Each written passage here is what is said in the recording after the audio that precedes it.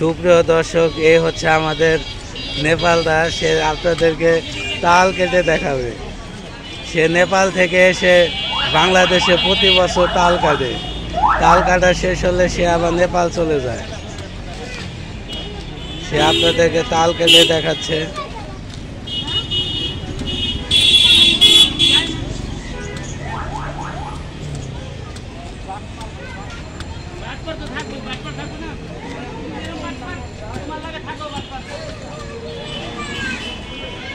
আসেন, চালের পানি খাইলে মাতাল খাইবেন আর বলবেন।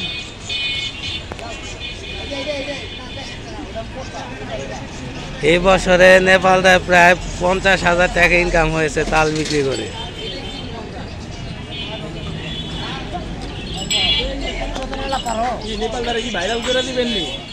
হ্যাঁ, ভাইরাল করে দিব নেপালটা।